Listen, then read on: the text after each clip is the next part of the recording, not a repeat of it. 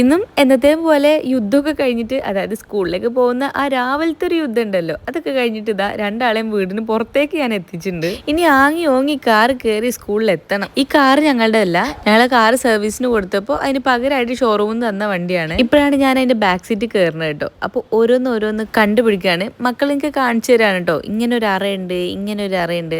Full comparison ആണ് കേട്ടോ നടന്നുകൊണ്ടിരിക്കുന്നത്. ഈ ഒരു സ്റ്റോറേജ് ഒക്കെ ഞങ്ങളെ വണ്ടിക്ക് ഉണ്ട് കേട്ടോ. ഞാൻ അങ്ങനെ ബാക്ക് സീറ്റിൽ ഇരിക്കാത്തതുകൊണ്ട് എനിക്ക് അവിടുത്തെ കുറെ കാര്യങ്ങൾ അറിയില്ല കേട്ടോ. അപ്പൊ മക്കൾ ഓരോന്ന് പറഞ്ഞു തരുന്നു. അങ്ങനെ ഓരോന്ന് മിണ്ടിയും പറഞ്ഞു സ്കൂളെത്തി. അവരെ ഡ്രോപ്പ് ചെയ്ത് ഞങ്ങൾ രണ്ടാളും തിരിച്ചു പോവാണ്.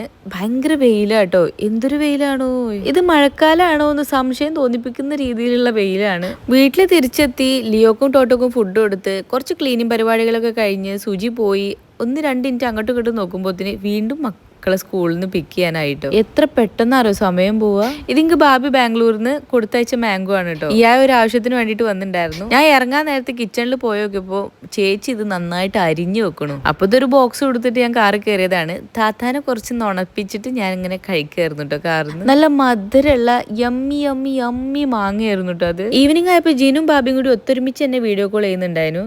ഇവർ രണ്ടുപേരും ഇപ്പോൾ ഒരേ സ്ഥലത്തായതുകൊണ്ട് ഭയങ്കര ഇടങ്ങാറാണ് കേട്ടോ. ബാബി എന്തെങ്കിലും കുക്ക് ചെയ്യും, ജിനു അവിടെ പോയി കഴിക്കും. ജിനു എന്തെങ്കിലും കുക്ക് ചെയ്യും, ബാബി അവിടെ പോയി കഴിക്കും. ഇതൊക്കെയാണ് അവിടെ നടന്നുകൊണ്ടിരിക്കുന്നത്. എനിക്ക് അത്ര അങ്ങോട്ട് ഇഷ്ടപ്പെടുന്നില്ല. ഇവര് തമ്മിൽ അടിച്ചു പിരിയണേ എന്നാണ് ഇപ്പൊ എന്റെ പ്രാർത്ഥന. വെറുതെ പറഞ്ഞതാട്ടോ. ഈവനിങ്ങിലാണ് ഞാൻ ഈ തുണിയൊക്കെ മടക്കി വെക്കുന്നതും എടുത്തു വെക്കുന്നതും ഒക്കെ ആയിട്ടുള്ള പരിപാടികളൊക്കെ ചെയ്യുക. ഈ ഒരു സംഭവമാണ് എനിക്ക് ഏറ്റവും കൂടുതൽ ഇഷ്ടം. മടക്കി വെക്കാനും ഒതുക്കി വെക്കാനൊക്കെ എനിക്ക് ഭയങ്കര ഇഷ്ടമാണ്. പക്ഷെ അതിനൊരു മൂഡ് തോന്നണം കേട്ടോ. അങ്ങനെ ഇന്ന് അലക്കി ഉണങ്ങി കിട്ടിയ ഡ്രസ്സുകളൊക്കെ എടുത്തു വെച്ചപ്പോഴാണ് അലമാര മൊത്തം മെസ്സായി കിടക്കണ കണ്ടത്. അതുകൊണ്ട് ഒരു പോർഷൻ ഇന്ന് ക്ലിയർ ആക്കി വെച്ചിട്ടോ. എല്ലാം കൂടി ഒന്നും ഒരു ദിവസം നടക്കൂല. അപ്പൊ ഇച്ചിരി ആയിട്ട് നമുക്ക് ക്ലീൻ ചെയ്യാം. അങ്ങനെ അപ്പണി കഴിഞ്ഞപ്പോഴത്തേന് സുജി എത്തിയിട്ടുണ്ട്. ദാ ലിയോൺ ടോട്ടോ ഒക്കെ ഭയങ്കര ഹരത്തിലാണ് കേട്ടോ.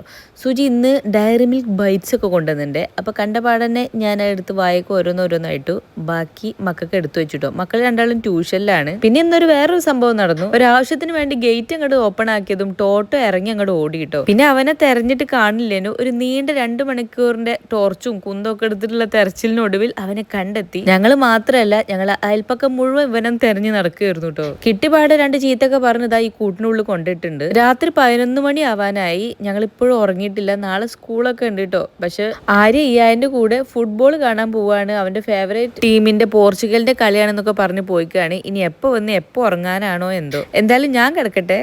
ബൈ.